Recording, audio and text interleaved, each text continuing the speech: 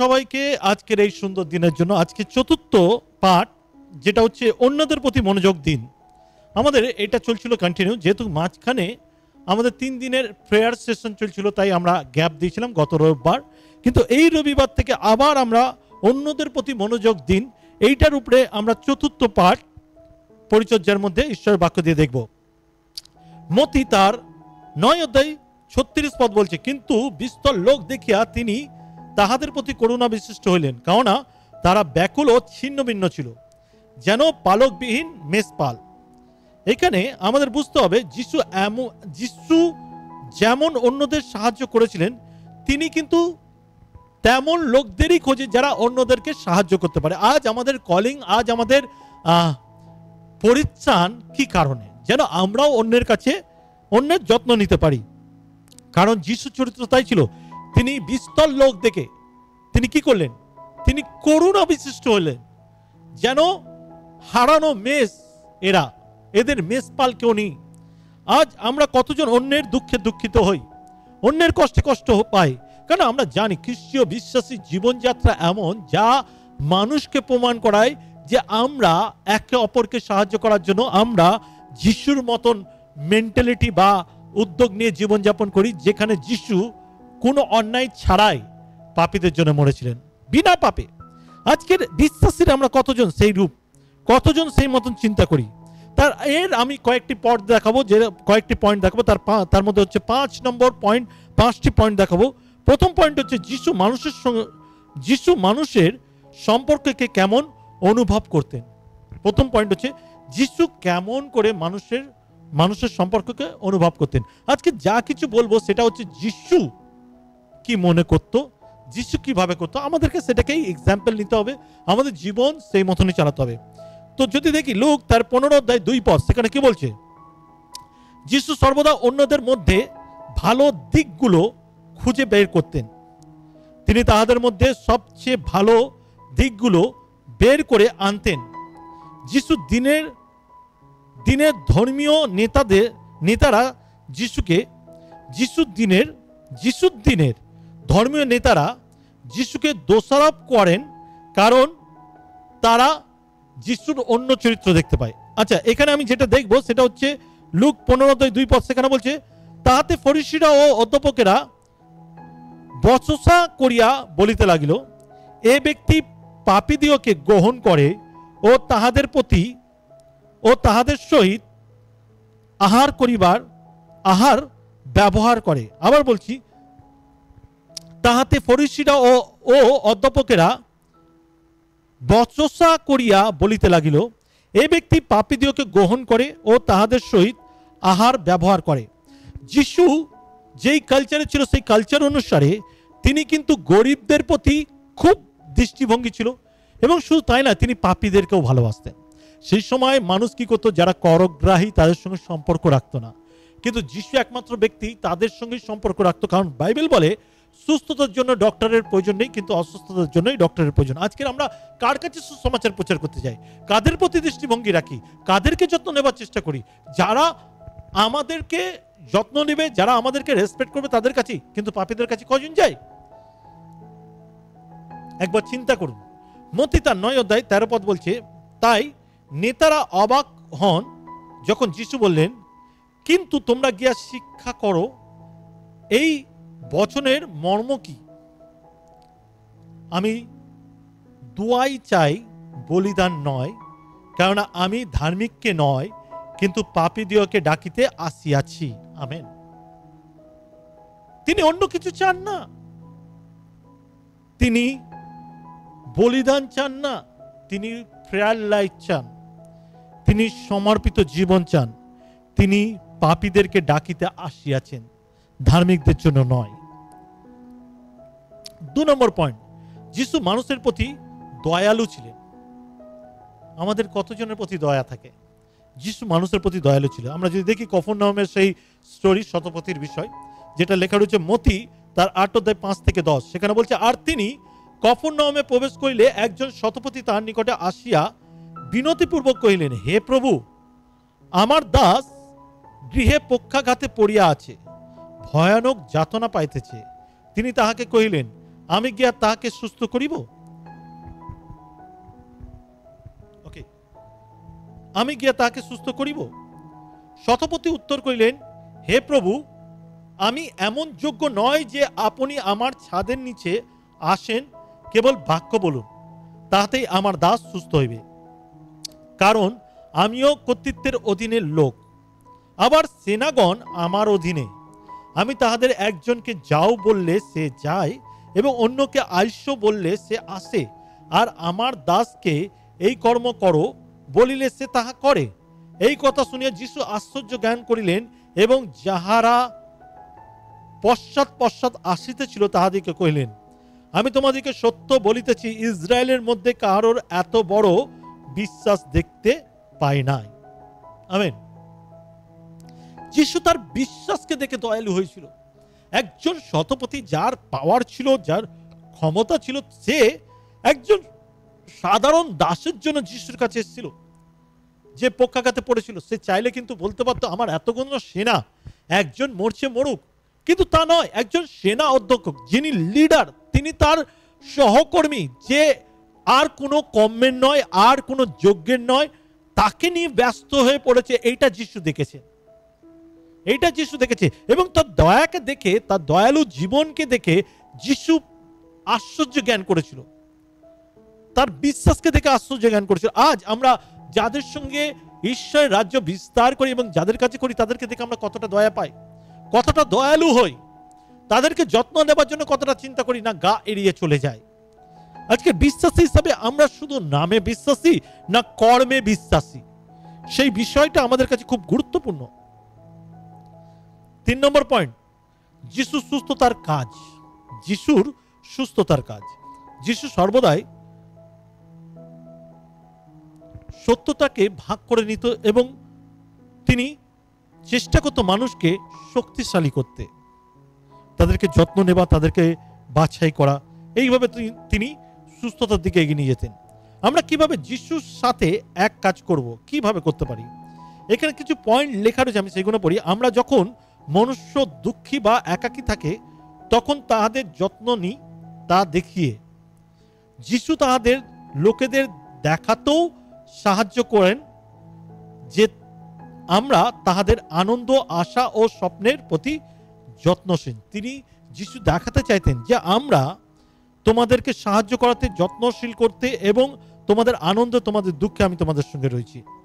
ওকে, যদি মার্ক 5 অধ্যায় 25 থেকে 34 পড়ি, এটা লং বাইবেল ভার্স, কিন্তু পড়ব 25 থেকে 34। সেখানে কি বলছে, আর একটি স্ত্রীলোক 12 বৎসর অবধি পদরগ্রস্ত হইয়াছিল, অনেক চিকিৎসকের দ্বারা বিস্তর ক্লেশ ভোগ করিয়াছিল,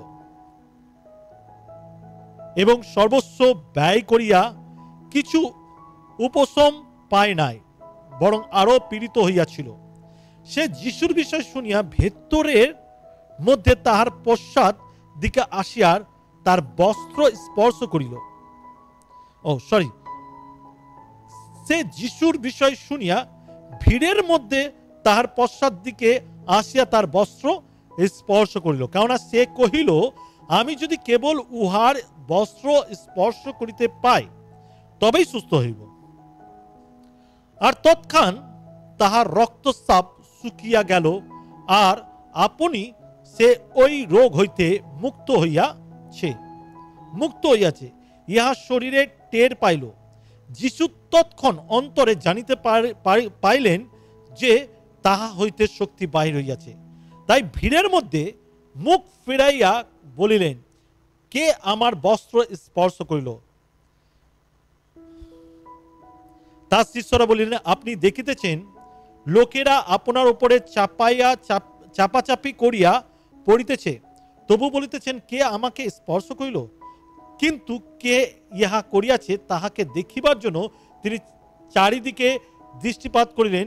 তাতে সেই স্ত্রীলোক ভয়ে কাঁপিতে কাঁপিতে তাহার প্রতি কি করা হওয়া যাইতে,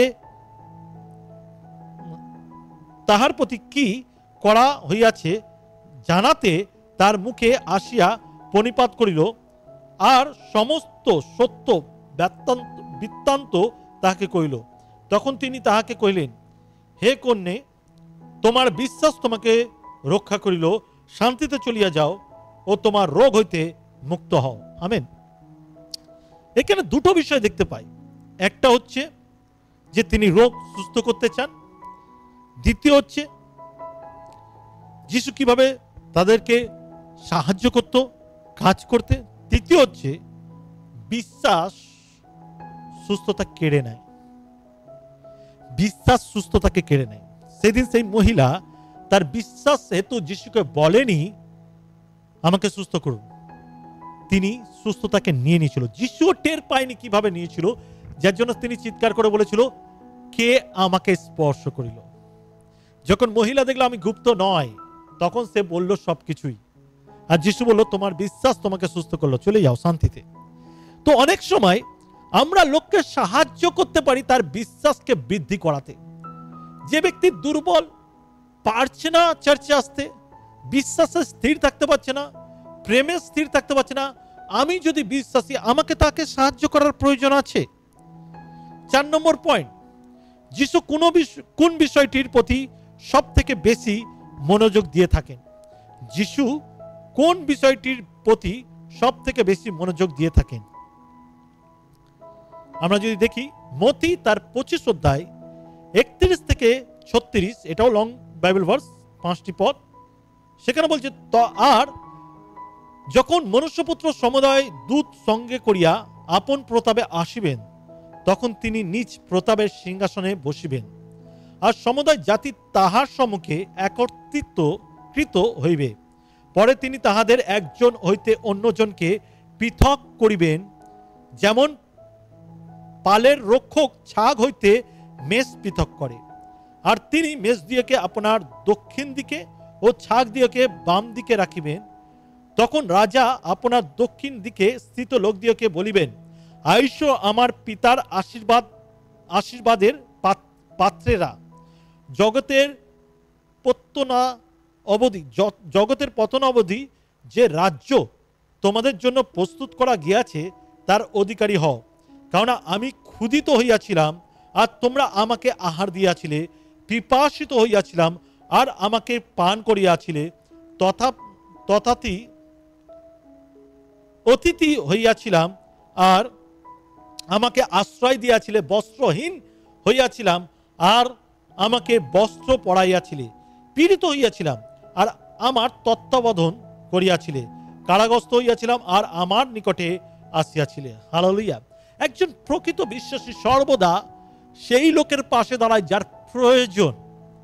কারণ আমরা জানি মাদার টেরেসার হিস্টোরি। মাদার টেরেসাকে একজন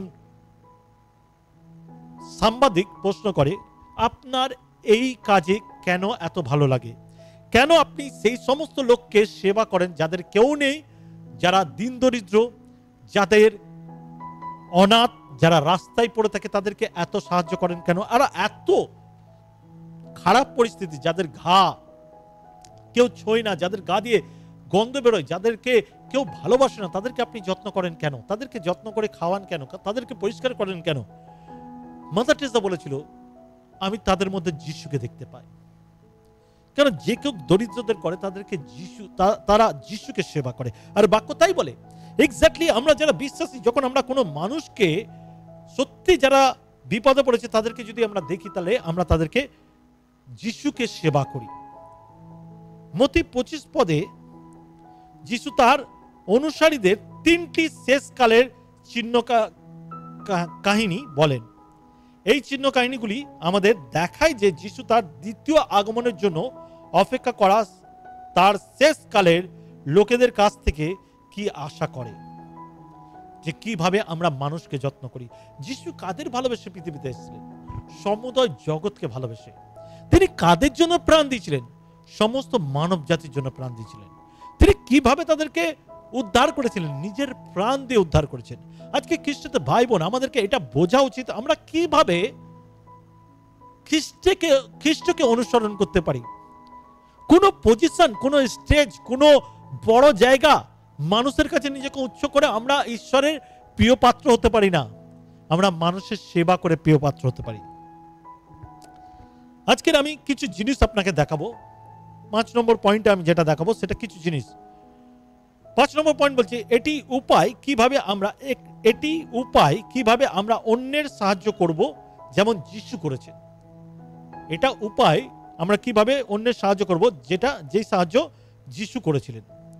প্রথম, ভালো করে মন দিয়ে শুনি, প্রথম প্রেম এবং করুণা। মানুষকে প্রেম করে, শত্রুকে প্রেম করতে যিশু শিখেছে। মনে আছে ক্রুসের মধ্যে দাঁড়িয়ে তিনি কি বলেছেন? যখন ক্রুসে ঝুলছে মৃত্যুর সম্মুখে তিনি কি বলছেন? প্রভু, এরা জানে না এরা কি করছে, এদেরকে ক্ষমা করো। শত্রুকে প্রেম করতে শেখায়। বলছে এক গালে যদি চড় মারে আরেক গাল বাড়িয়ে দিন। এটা শত্রুকে প্রেম করতে শেখায়। প্রেম তো নিজের লোককে, প্রিয়জনকে করা খুব সহজ, কিন্তু শত্রুকে প্রেম করা অত সহজ না, যেটা যিশু শেখায়। তাই প্রেম হলো প্রথম অস্ত্র। অন্যদের সেবা করার ক্ষেত্রে প্রেম এবং করুণার গুরুত্বের উপর জোর দিন, কারণ এগুলি খ্রিস্ট বিশ্বাসীদের কেন্দ্রবিন্দু। 2 নম্বর পয়েন্ট, পরিচর্যা কাজ। ঈশ্বরের রাজ্যের পরিচর্যা কাজ। কিভাবে ঈশ্বরের রাজ্যের কাজ করব, কিভাবে ঈশ্বরের রাজ্যের কাজের জন্য নিজেকে ব্যবহার করব, উদ্যোগী হব, সেই দিকে যিশুর উদাহরণ অনুসরণ করে অন্যদের সেবা করা শিষ্যত্বের একটি গুরুত্বপূর্ণ দিক, তা মানুষকে মনে করিয়ে দেন। শিষ্যত্বের গুরুত্বপূর্ণ দিক কি হচ্ছে? খ্রিস্টকে অনুসরণ করা। এটা মানুষকে, আমাদেরকে মনে করিয়ে দেওয়া উচিত। 4 নম্বর, ঈশ্বরের অনুগ্রহ, যেটা আমাদের জন্য যথেষ্ট। আমরা অন্যের দিকে তাকাবো না, অন্য কিভাবে আছে, ওর অত আশীর্বাদ, ওর এত ভালো অবস্থা, ও এত সুন্দর জায়গা পাচ্ছে, এটাই যথেষ্ট নয়। আপনাকে মনে রাখতে হবে ঈশ্বরের অনুগ্রহ আমার জন্য যথেষ্ট। মনে আছে যিশু শিষ্য বলেছিল, আর যিশু কি উত্তর দিয়েছিল? আমার অনুগ্রহ তোমার জন্য যথেষ্ট। মণ্ডলীকে মনে করিয়ে দিন যে অন্যদের সেবা করা হলো ঈশ্বরের অনুগ্রহের প্রতি কৃতজ্ঞতা প্রকাশ করা এবং অন্যদের সাথে তার ভালোবাসা ভাগ করে নেবার একটি উপায়। তার পরের পয়েন্ট, ঐক্য সম্প্রদায়। অন্যদের সেবা করার ক্ষেত্রে ঐক্য এবং সম্প্রদায়ের গুরুত্ব তুলে ধরুন, কারণ খ্রিস্টানদের একসাথে সেবা করার জন্য আহ্বান করা হয়েছে। ইউনিটি। আমি একা করব তা নয়, একা কখনো কোনো কাজ করা যায় না। ইউনিটি কাজ, টিম, দল। যিশু নিজে দল তৈরি করেছিল, তার শিষ্যদের গঠন করেছিল। আমরা যদি ভালো করে দেখি সেখানে বহু জায়গায় দলের বিষয় উল্লেখ আছে। প্রথমে তিনি 12 শিষ্য, তারপরে 70 জনকে নিযুক্ত করে, দুজন প্রেরণ করে, তারপরে 120 জনকে, যাদের মধ্যে পবিত্র আত্মা নেমে আসে। যিশু দলে বিশ্বাস করে, ইউনিটি ওয়ার্ককে বিশ্বাস করে। একাকী ওয়ার্ক মানে আমিত্ব, হিংসা, গর্ব, এটা যিশু পছন্দ করে না। তাই ঐক্য খুব ইম্পর্টেন্ট। আর লাস্ট পয়েন্ট, মহান আদেশ। লাস্ট পয়েন্ট হচ্ছে মহান আদেশ। সমস্ত জাতির শিষ্য তৈরি করার মহান আদেশের কথা মণ্ডলীকে মনে করিয়ে দিন, যার মধ্যে অন্যদের সেবা করা খুব গুরুত্বপূর্ণ। এটা গুরুত্বপূর্ণ বিষয়। আমি যদি মণ্ডলীতে আছি, আমি যদি বিশ্বাসী, আমি চার্চের একজন বিশ্বাসী, আপনাকেই বলছি, যারা শুনছেন, যারা মণ্ডলীতে রেগুলার আসেন, শুধু মাত্র সুস্থ হতে, প্রার্থনার উত্তর পেতে আর চলে যেতে আপনি ভুল করছেন। আপনাকে কিন্তু এটা মনে রাখতে হবে, আপনাকে শুধু সুস্থ করার জন্য যিশু আহ্বান করেনি। আপনাকে যিশু আহ্বান করেছে যেন শিষ্য হন। আপনি যেরকম বেঁচেছেন অন্য কেউ যেন বাঁচান। তাই আপনাকে এটাকে ক্যারি করতে হবে, গ্রহণ করতে হবে। হালেলুয়া। তাহলে আজকে যে বিষয়গুলো শিখলাম, আমি 5টি বিষয় আপনাকে দেখালাম এবং তারপরে কয়েকটি পয়েন্ট আপনাকে দেখালাম। আজকের প্রত্যেকটা বিষয় ঈশ্বর আমাদেরকে অন্যকে যত্ন করতে শেখায় এবং সেই সাথে সাথে অন্যকে মনে করিয়ে দেওয়া কিভাবে খ্রিস্টকে অনুসরণ করা যায়, কিভাবে খ্রিস্টের পশ্চাৎগামী হওয়া যায় এবং অন্যকে শিষ্যত্ব তৈরি করা যায়। আজকের এই দিন প্রভু আপনাকে নতুন দিক দিয়েছে, সেই দিকটাকে বিশ্বাস করুন আর প্রভুতে এগিয়ে যান। আমেন। আসি প্রার্থনা করি। যারা শুনছেন তাদেরকে বলছি, আজকের আপনার জন্য আমি প্রার্থনা করি। পবিত্র পিতা, আমি প্রার্থনা করি সমস্ত বিশ্বাসী ভাই বোন যতজন আজকের এই প্রচার শুনলো, প্রত্যেক জনকে তুমি আশীর্বাদ করো, প্রত্যেকের জীবনের দিককে তুমি দেখিয়ে দাও প্রভু। আমরা শুধু বিশ্বাসী, শ্রোতার বিশ্বাসী নয়, বাক্যের কার্যকারী। আমাদের জীবনে বাক্যের কার্যকারী।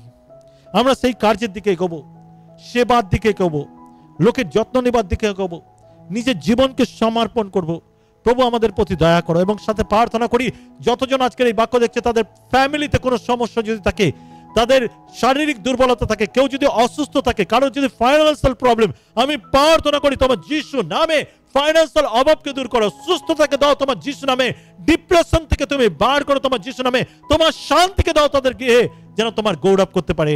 যিশু নামে এই প্রার্থনা চাই, আমেন।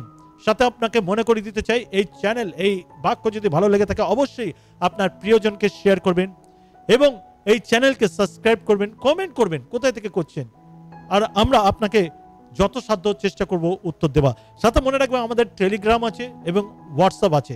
দেখবেন আমাদের এই প্রচারের নিচেই আমাদের ফোন নাম্বার দেওয়া আছে, ওটা আমাদের অফিস নাম্বার। আপনি কল করতে চাইলে কল করতে পারেন, বা মেসেজ করতে চাইলেন হোয়াটসঅ্যাপ বা টেলিগ্রামে আপনি মেসেজ করতে পারেন। ভালো থাকবেন, সুস্থ থাকবেন, সবাইকে জয় যিশু।